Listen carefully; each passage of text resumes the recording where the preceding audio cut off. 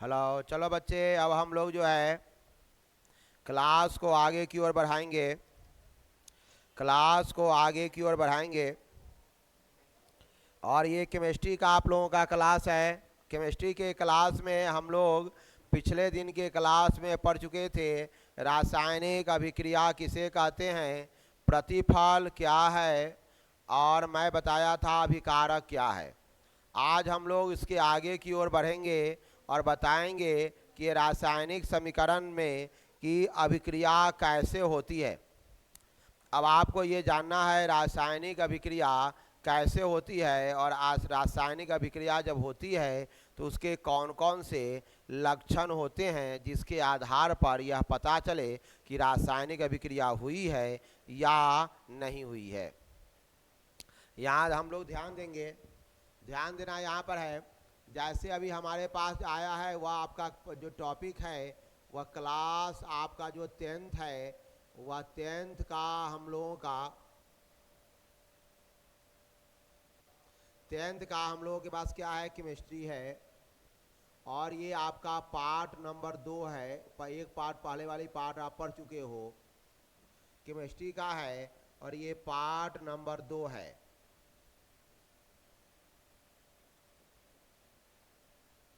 अब आपको आगे में हमें ये पहले पढ़ना है कि रासायनिक अभिक्रिया, एक रासायनिक अभिक्रिया पढ़ाई हुई थी। अब एक टॉपिक आएगा कि रासायनिक अभिक्रिया का लक्षण। रासायनिक अभिक्रिया अभिक्रिया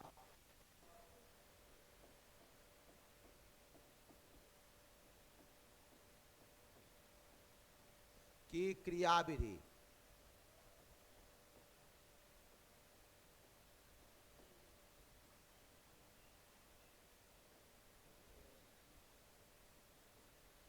रासायनिक अभिक्रिया की क्रियाविधि का मतलब है कि ये रासायनिक अभिक्रिया कैसे होता है, इसकी चर्चा हम लोग करते हैं। तो आपको इसको समझना है, आप लोगों को बहुत ध्यानपूर्वक समझिए कि रासायनिक अभिक्रिया में क्या होता है। आपने पढ़ा होगा जो अभिकारक है, अभिकारक के अणु टूटते हैं। आप समझो, अभिकारक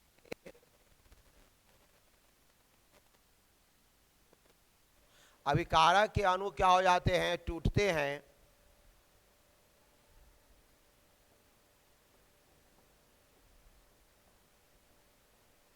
अभिकारक के अणु टूटते हैं, अर्थात अणु जब टूटेगा तो पता है क्या होगा, आप जानते हैं टूटते हैं। टूटने का मतलब सीधा है कि जब वह टूटेगा तो परमाणु में आएगा। अभिकारक के अणु टूटते हैं, कैसे टूटते हैं, आपस में टकराने से।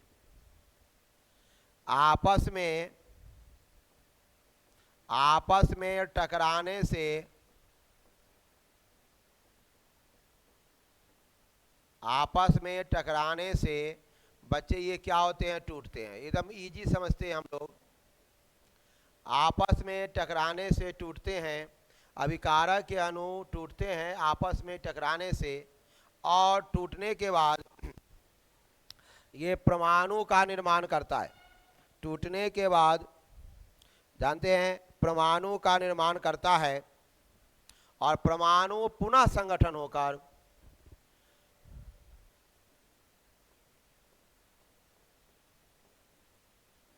परमाणु, क्या मैंने लिखा, अभिकारक के अणु टूटते हैं। कैसे टूटते हैं, आपस में टकरा टकरा कर, लड़ लड़ कर वह क्या होते हैं, टूटते हैं। और और जानते हैं, हाँ, और क्या होता है, टूटते हैं। और टूटने के बाद ये करेगा क्या, परमाणु परमाणुओं का पुनर्संगठन होता है, फिर से निर्माण होता है। ध्यान रखना है बच्चे, पुनर्संगठन करता है, फिर से परमाणु बनते नहीं हैं, पुनः संगठित होकर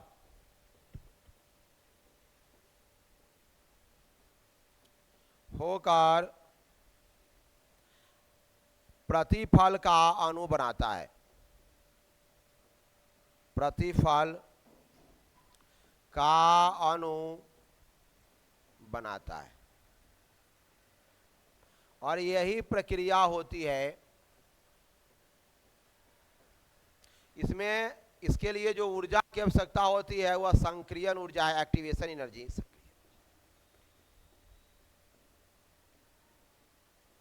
संक्रियन ऊर्जा की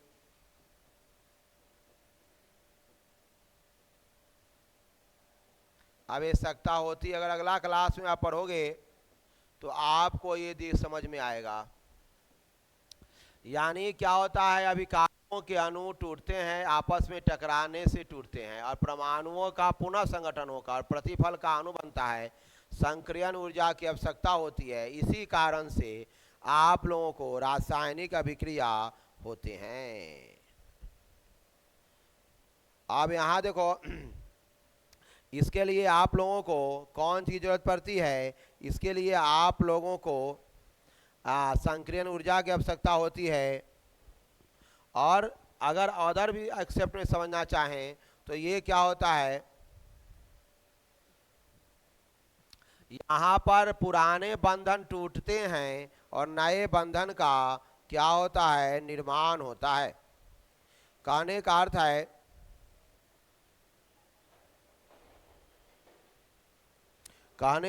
है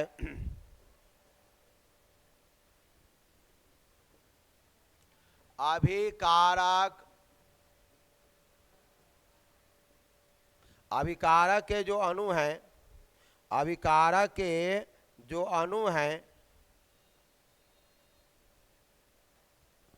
अभिकारक के अणुओं के बीच,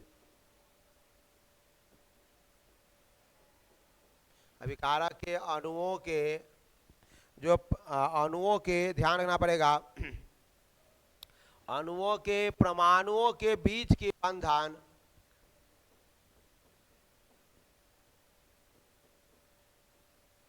परमाणुओं के बीच के बंधन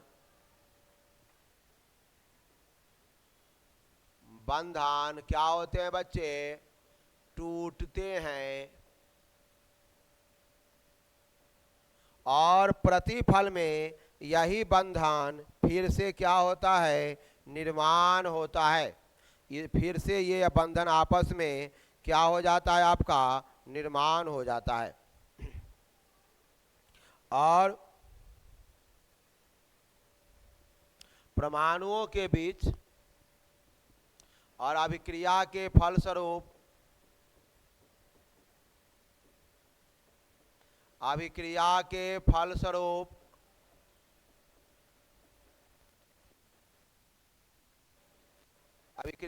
फलस्वरूप नए बंधन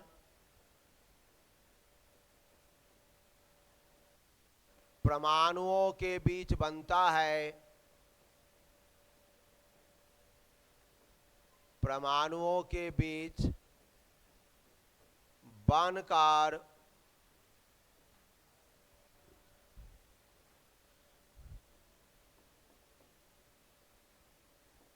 प्रतिफल का अणु बनाता है। यही प्रक्रिया जो है आपकी क्या होती है बच्चों, चलती रहती है। इस तरह से क्वेश्चन आएगा। पिछले में हम रासायनिक समीकरण बताए थे। अगला क्वेश्चन आएगा कि रासायनिक समीकरण के क्या क्या अभिलक्षण है।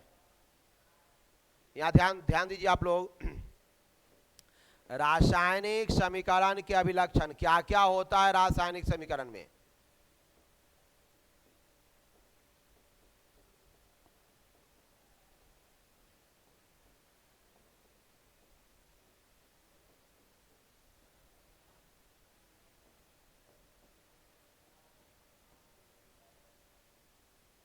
रासायनिक समीकरण के क्या है, ध्यान दो, अभिलक्षण। यहाँ पर यह समझना है कि रासायनिक समीकरण के कौन कौन से अभिलक्षण है। पहला पॉइंट, पॉइंट नंबर 1, यहाँ पर पहले क्या होगा कि जब रासायनिक समीकरण होगी तो गैस निकलेगा। पहले समझने हम लोग, पहले क्या होगा, गैस निकलेगा। लॉजिक समझिए, गैस निकलना। एक एक बात समझते हैं हम लोग, गैस निकलना। अब गैस निकलना जो रहेगा उसको तुम कैसे लिखो, देखो अगर आपको ऐसे तीर का निशान ऊपर दिया रहेगा तो इसका मतलब है कि रासायनिक समीकरण में गैस निकल रहा है। यदि आप लोग इस लेवल का साइंस पढ़ेंगे तो आने वाला समय में आप लोग डॉक्टर इंजीनियर बन पाएंगे। बेसिक स्ट्रांग रहना चाहिए साइंस का। तो मैं इसलिए आपको लिए अपलोडेड है, आप अब एनी टाइम भी अपलोड कर देख सकते हैं। जब भी गैस निकलेगा, जब तीर का चिन्ह ऊपर की ओर दिया रहेगा किसी समीकरण में, तो आप समझिएगा कि समीकरण में क्या निकल रहा है, गैस निकल रहा है। अब गैस निकलने का मतलब है कि तीर का निशान हमेशा कैसा होगा प्यारे बच्चों, ऊपर की ओर निकला हुआ रहेगा। यानी कहने का अर्थ है क्या, जिसमें कोई गैस निकलता है, उत्पन्न होता है, पहला लक्षण इसका है कि इसमें क्या होता है आप लोगों का, जब भी कोई गैस निकलेगा तो इस तरह की क्रिया होगी। अब ये गैस निकलने के लिए यहाँ देखो गैस निकलता है, देखिए गैस निकलता है। देखो यहाँ पर हम ध्यान दो, तो यहाँ जो गैस निकल रहा है, जैसे उदाहरण के लिए, या गैस की उत्पत्ति होना, गैस की उत्पत्ति, गैस की उत्पत्ति होना, टेक्निकली बात है, आप समझते चलिए साइंस का। जैसे मैं बताऊं, आपके पास एक समीकरण लिख रहा हूं, ये है, पता है आप लोगों को, Zn प्लस H2SO4, ये आपस में रिएक्शन करेगा और ये बनाएगा ZnSO4 प्लस H2। और ये ध्यान दो बच्चों, ध्यान दो, और ये तीर का निशान है, मतलब ये हुआ कि ये भाई साहब गैस हैं और कहाँ हैं, ऊपर निकल रहे हैं। ये मतलब इसका हुआ कि हाइड्रोजन गैस, हाइड्रोजन गैस बना है, हाइड्रोजन गैस की उत्पत्ति हुई है, और ये हाइड्रोजन गैस आपका निकल रहा है।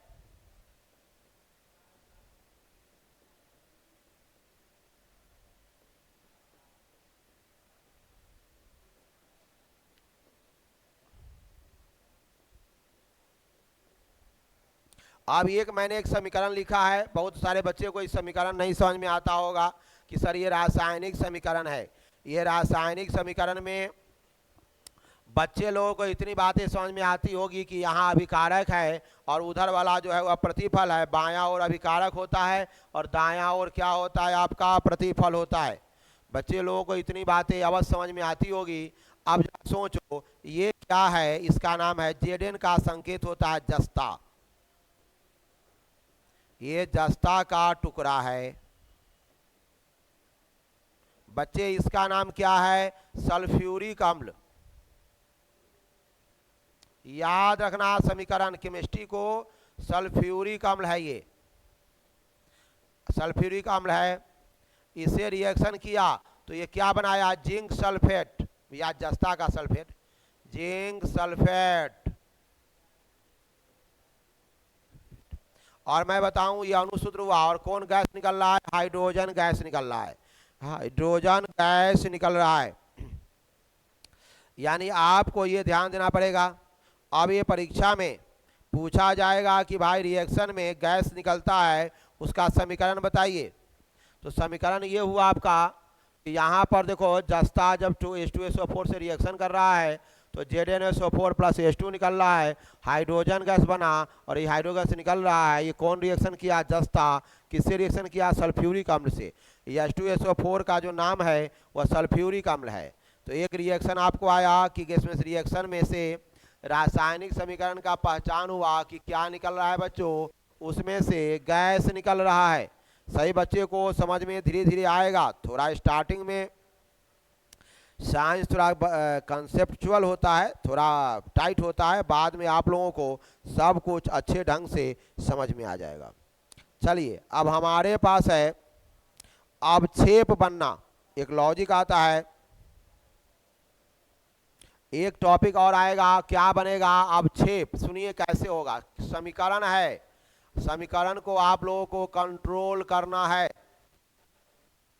अवक्षेप बनना। पहले समझिए क्या है सो।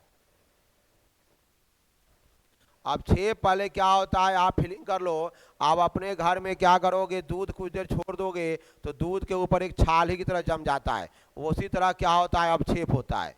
ये क्या होता है, यही अवक्षेप का मैंने उदाहरण बताया है। यानी अवक्षेप जो है रियल में क्या है, एक ठोस पदार्थ है या ठोस पदार्थ है। परिभाषा पूछेगा यो ध्यान रखना है, यह ठोस पदार्थ है, अभिक्रिया के परिणाम स्वरूप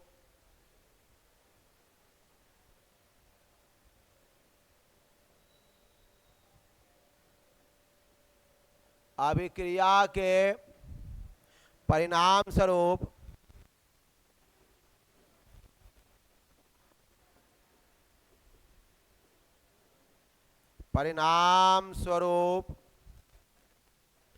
विलयन से अलग होता है।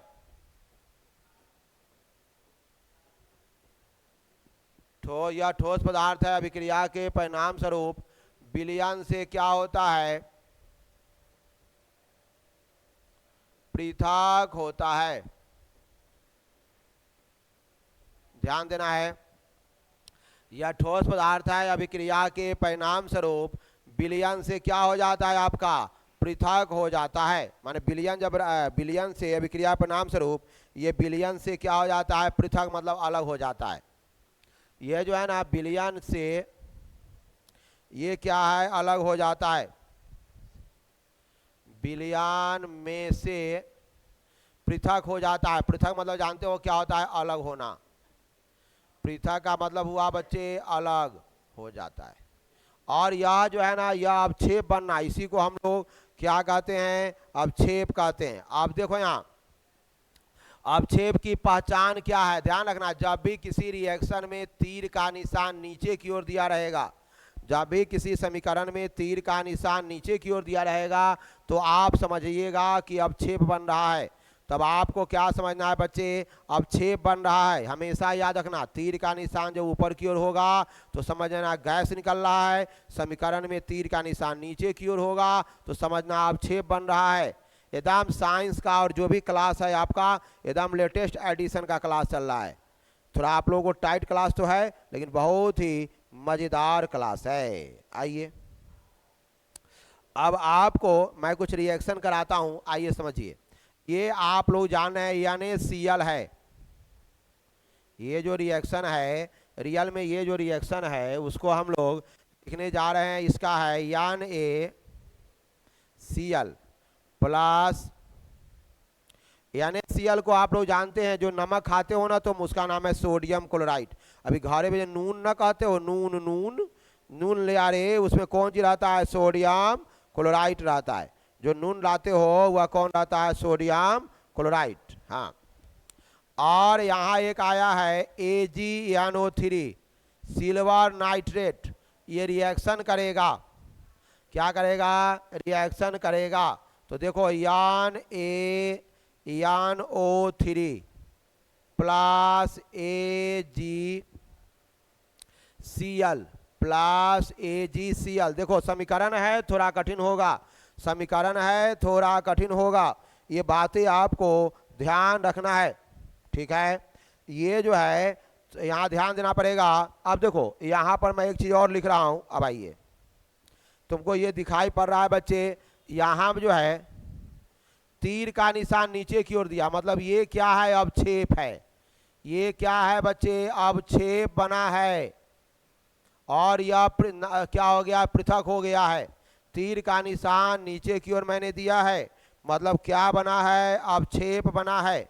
अब नाम लिखेंगे, इसका नाम है सोडियम क्लोराइड। बच्चे लोगों को संकेत नहीं आता होगा तो परेशानी होगी। इसका नाम है सोडियम क्लोराइड।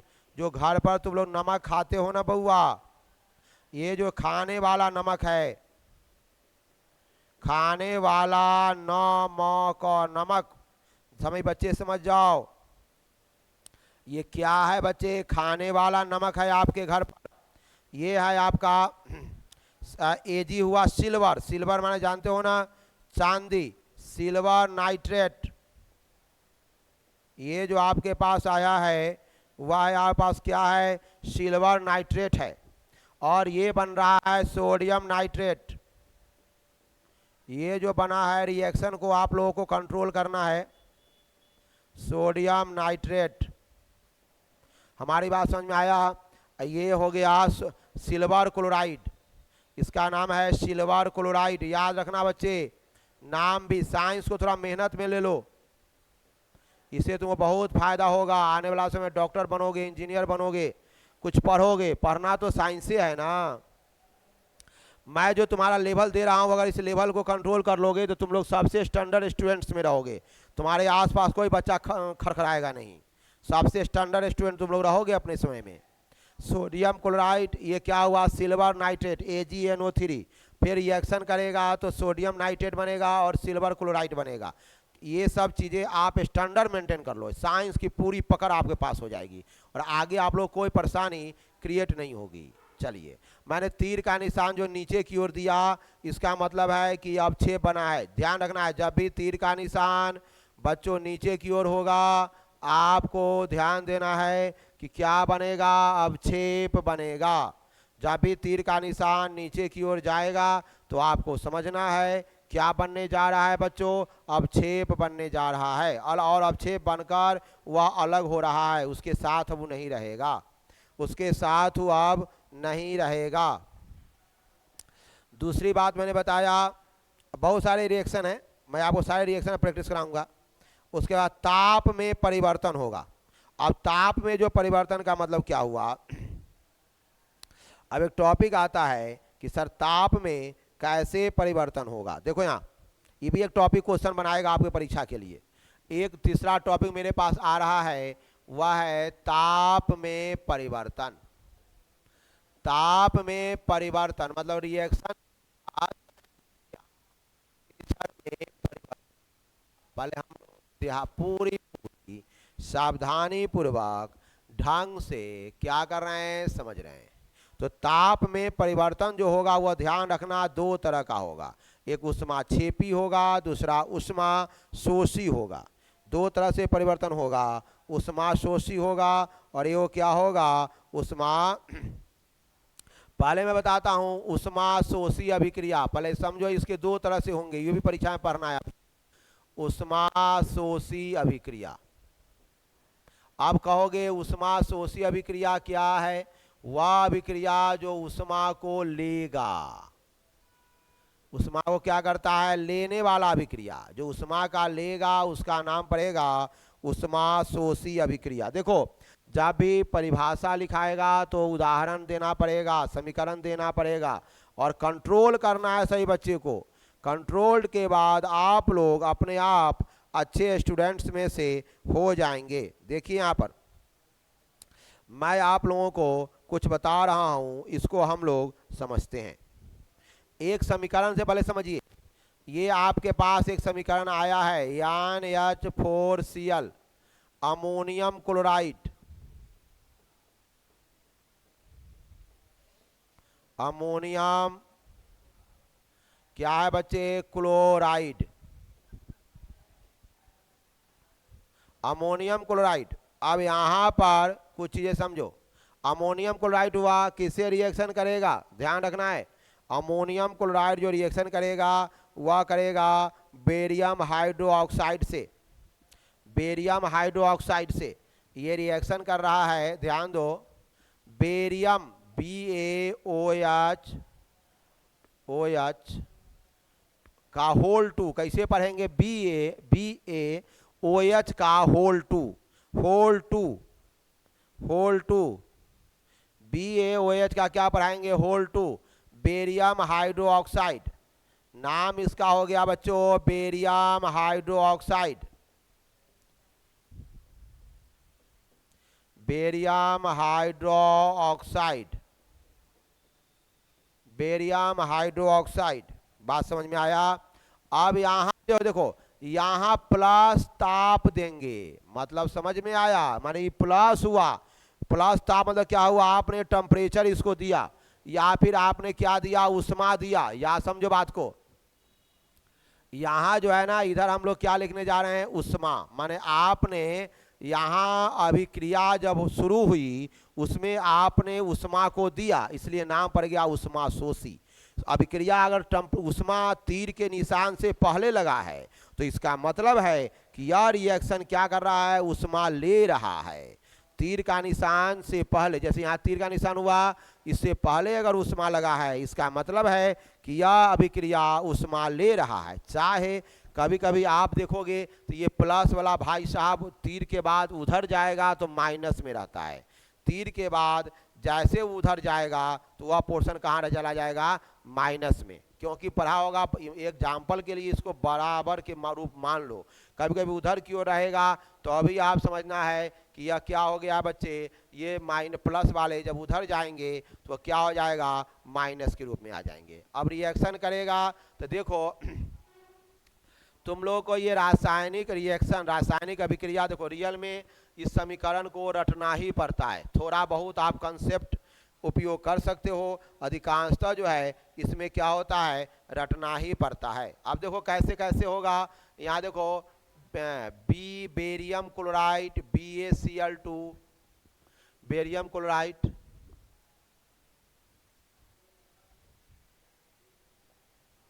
बैलेंस करना हो, अच्छा, प्लस क्या बनेगा, जल, अब प्लस NH3, बेरियम क्लोराइड में हमको लगता है BaCl2, बेरियम क्लोराइड,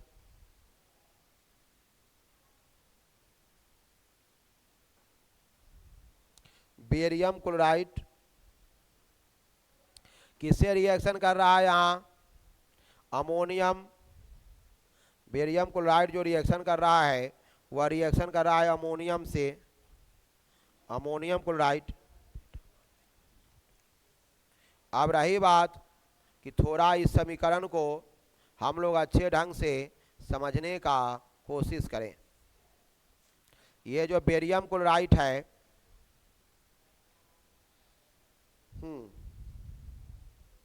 यहाँ थोड़ा बैलेंस को हम लोग कर लेंगे, चेक कर लेते हैं बैलेंस्ड। NH4H कितना उधर हो गया, 3 ठो, 3 2 5, अच्छा अच्छा, बैलेंस कर लो ना बउआ, बैलेंस करेंगे यहाँ तो मैंने यहाँ अगर 2 दिया, अच्छा कितना हो गया, 2 और 3 5, इधर हो गया 4, इधर हो गया 6, गलत, फिर यहाँ 2 दे दो, 2 देकर बैलेंस कर लो तो N कितना हो गया, 2, H हो गया 8, Cl2, N 2 को हो गया और N 2 को हो गया, N कहाँ है, 2 ठो, H कितना हो गया, 8, H हो गया 8 और 2 10। कैसे कैसे होगा बच्चे, कैसे कैसे होगा, यहाँ देखो N 2 हो गया 3 दूना 6, 3 दूना 6, और फिर यहाँ देखो बैलेंस करोगे। अब देखो बैलेंस करना भी सीख लो, जितना N इधर हो उतना N इधर हो, जितना H इधर हो उतना H इधर हो, जितना Cl इधर हो उतना Cl इधर हो, जितना Ba इधर हो उतना Ba इधर हो। अब अगर वो सब बराबर है तो आप समझ जाइएगा कि समीकरण क्या है, बैलेंस्ड है। तो ये बैलेंस्ड समीकरण आपके पास आ गया। ये देखो ये क्या है, अमोनिया है, और अमोनिया गैस होता है, याद रखना, अमोनिया है। और ये क्या है बच्चे, H2O मतलब क्या हुआ, जल, H2O का मतलब क्या हुआ, जल, जल का मतलब तो समझता होगा वाटर। अब ये बातें आपने समझ लिया होगा कि जब रासायनिक समीकरण होता है, ये कौन अभिक्रिया है, परीक्षा में क्वेश्चन बनाएगा कि सर ये कौन अभिक्रिया है, उष्माशोषी अभिक्रिया है। उष्माशोषी अभिक्रिया किसे कहते हैं, ताप शोषित करने वाले अभिक्रिया को उष्माशोषी अभिक्रिया कहते हैं। ताप शोषित करने वाले अभिक्रिया को, करने वाले अभिक्रिया को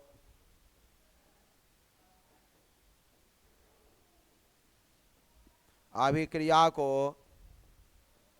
ताप शोषित करने वाले अभिक्रिया को उष्माशोषी अभिक्रिया कहते हैं। याद कर लेनी है सभी बच्चे को, इसकी पहचान क्या है?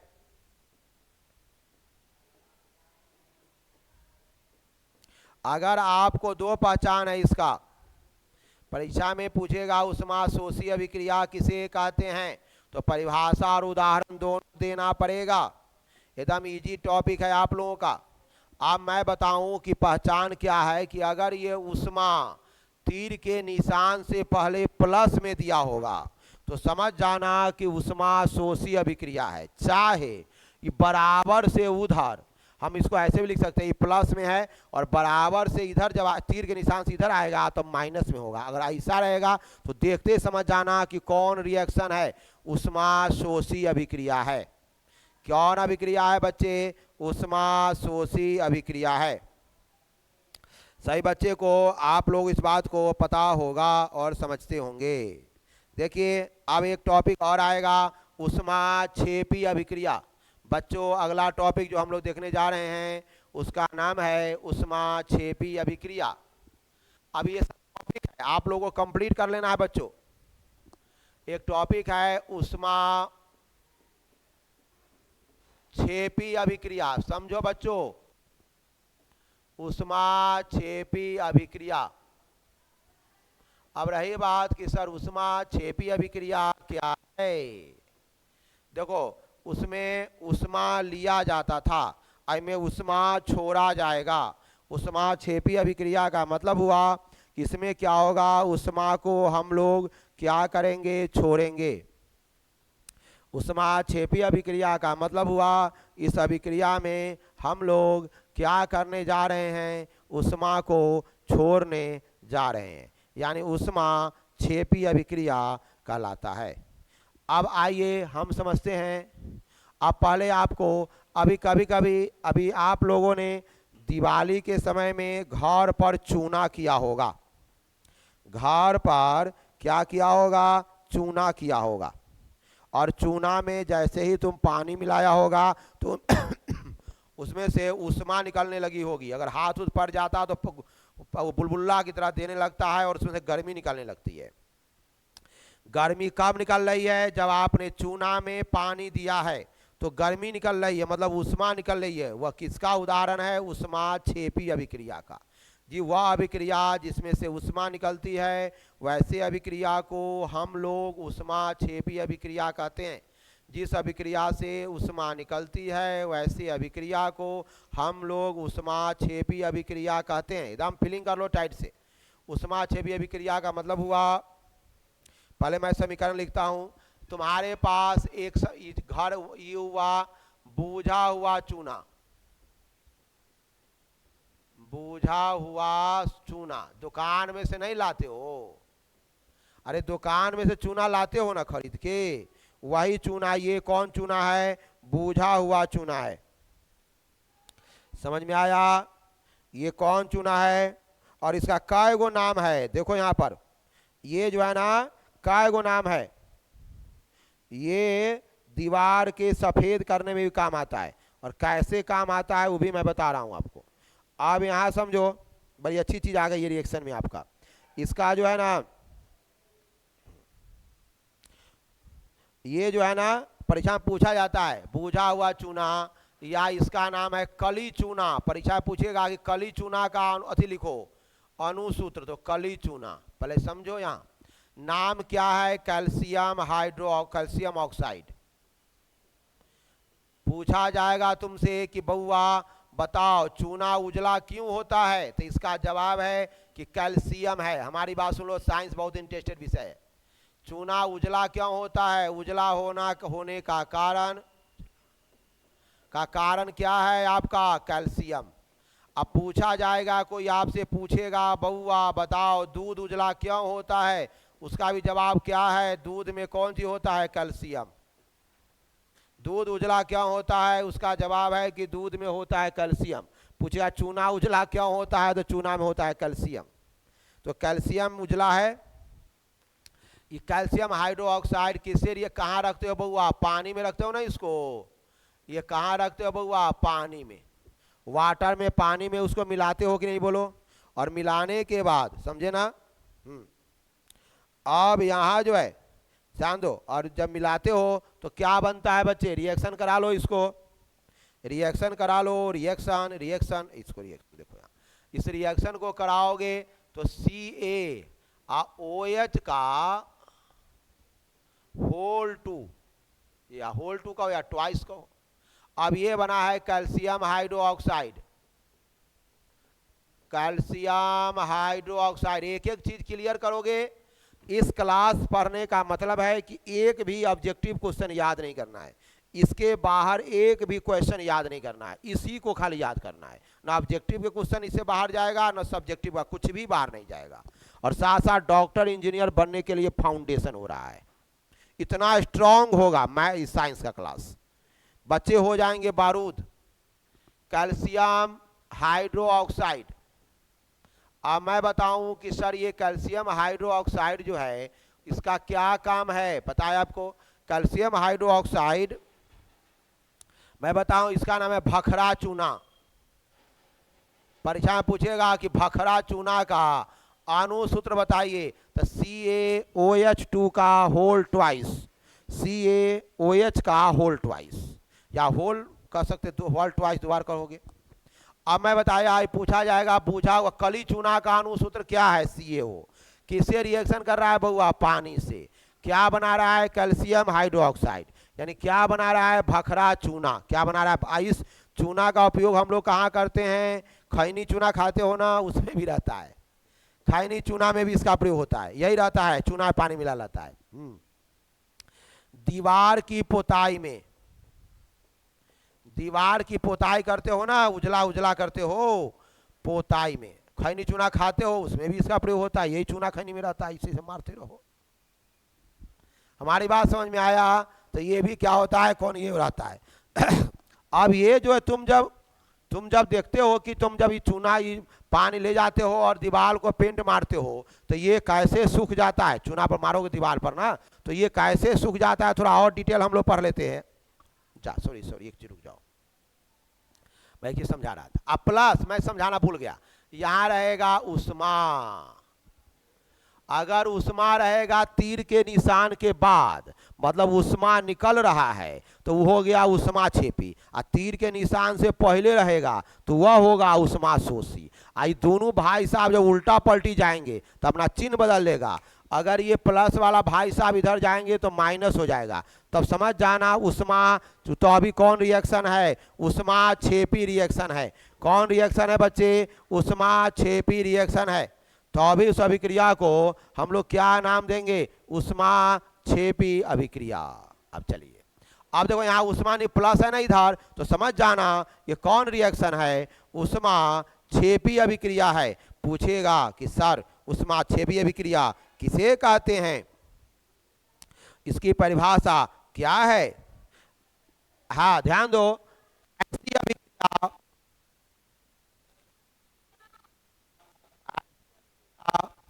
अभिक्रियाएं जिसके परिणाम स्वरूप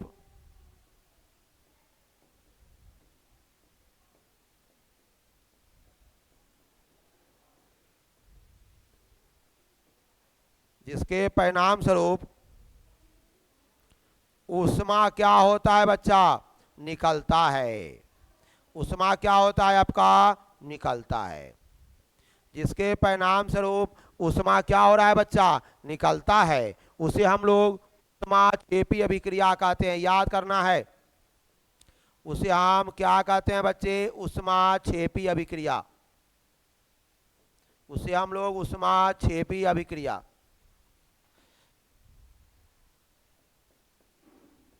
आप लोग घर पर इसे अपलोड करके बस देखें, इतनी बातें आप लोगों को याद नहीं हो पाएगी। उसे हम उष्मा छेपी अभिक्रिया कहते हैं, याद रखना पड़ेगा। और थोड़ा स्टैंडर्ड हम पढ़ा देते हैं आप लोगों को। अब आप लोग घर पर जब इसकी पुताई करते हो, जो मैं पढ़ा रहा हूँ साइंस का स्टैंडर्ड उस लेवल का मेंटेन करना होगा, तब जाकर तुम्हें क्या आएगा, साइंस आएगा। घर पर जो तुम पुताई कर लेते हो तो तुम्हारे पास यही रहता है, CaOH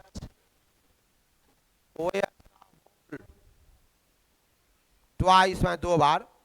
अब तुम क्या करते हो, तुम घर पर इसके अलावा कुछ तो नहीं करते हो, बिल्कुल कुछ नहीं करते हो। अब होता क्या है, ये भी बेचारा बहुत काम का होता है। अब ये क्या करता है, वायुमंडल से ये क्या ले लेता है, कार्बन डाइऑक्साइड। CO2 क्या नाम है बताओ, कार्बन डाइऑक्साइड।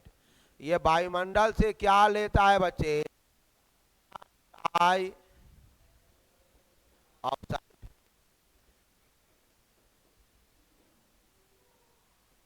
ये कार्बन डाइऑक्साइड लिया, और ये जो कार्बन डाइऑक्साइड लिया तो ये क्या बना दिया, कैल्शियम कार्बोनेट। क्या नाम है इसका सर जी, कैल्शियम कार्बोनेट। सर ये कैल्शियम कार्बोनेट क्या है, मैं बहुत चीजें समझा रहा हूं आपको, साइंस का समझो। ये बन गया कैल्शियम कार्बोनेट। और क्या बनेगा, बैलेंस करने तुम लोगों को अगर थोड़ा बहुत हार्ड लग रहा होगा, और बन जाएगा पानी। क्या बनेगा, पानी। और ये अब पूछेगा कि सर ये निकल गया जल। पूछा जाएगा कि दीवार पर हम पुताई जब करते हैं तो कैसा रिएक्शन होता है। ये दीवार की पुताई की अभिक्रिया है, दीवार की पुताई की अभिक्रिया कैसे होता है। देखो यहाँ आपके पास ये चूना था पानी में मिला हुआ, तुमने क्या लिया, CO2 आया, कार्बन डाइऑक्साइड कहाँ से आया बताओ, वायुमंडल से आया। कहाँ से आया बताओ हमको। ये क्या किया, CO2 को, ये क्या किया, CO2 को क्या किया बउआ, कार्बन डाइऑक्साइड को क्या किया, अवशोषित किया। क्या किया बच्चे, ये अवशोषित किया। अब ये अवशोषित करके क्या बनाया, कैल्शियम कार्बोनेट, और दीवार की पुताई हुई, ये बन गया जल। और जल क्या हुआ देखते हो, पुताई करोगे तो जल्दी लाइट नहीं देगा, जब वो सूखेगा तब, पानी जब निकल जाएगा तब। तो H2O क्या हुआ, पानी निकल गया। अब आपको अवशोषित कर लेता है। ये कहाँ से आता है कार्बन डाइऑक्साइड, वायुमंडल से। कहाँ से आता है बच्चा, वायुमंडल से। ये वायुमंडल से लेता है। हमारी बात समझ रहे हो साइंस की, थोड़ा साइंस का स्टैंडर्ड है, क्वालिटी है, हाईटेक कंसेप्ट है। अब रही बात, तुम हमसे पूछोगे सर ये कैल्शियम कार्बोनेट का कहाँ उपयोग होता है, हम देखते हैं बिल्कुल। घोंघा वहाँ देखा होगा, घोंघा सिथुआ के ऊपर का आवरण मोटा होता है, घोंघा सिथुआ के ऊपर का आवरण मोटा होता है। कोई पूछेगा घोंघा सिथुआ के ऊपर का आवरण मोटा क्यों होता है, कौन चीज पाया जाता है, अंडा, अंडा खाता है, उजरका उजरका करियक में मुटका, उसको वह कौन चीज का रहता है, कैल्शियम कार्बोनेट का। घोंघा का अंडा का ऊपरी आवरण, ऊपरी आवरण कौन चीज का बना रहता है, कैल्शियम कार्बोनेट का, इसलिए मजबूत होता है, मजबूत। हमारी बात समझ में आ गया होगा। ये आवरण किसका बना रहता है बच्चे, कैल्शियम कार्बोनेट का, और ये हो जाता है आपका मजबूत आवरण बनाता है। और आज का क्लास थोड़ा लंबा हो गया है, तब तक के लिए सही बच्चे को ये ऊपरी आवरण घोंघा सुथिवा कौन चीज रहता है, कैल्शियम कार्बोनेट का, याद रखना। और कैल्शियम जब रहेगा तो उजला होगा। सभी बच्चे को थैंक यू, धन्यवाद। चलिए अब क्लास आज थोड़ा बड़ा हो गया है आप लोगों का, मैं जो पढ़ाता हूँ तो पूरी इत्मीनान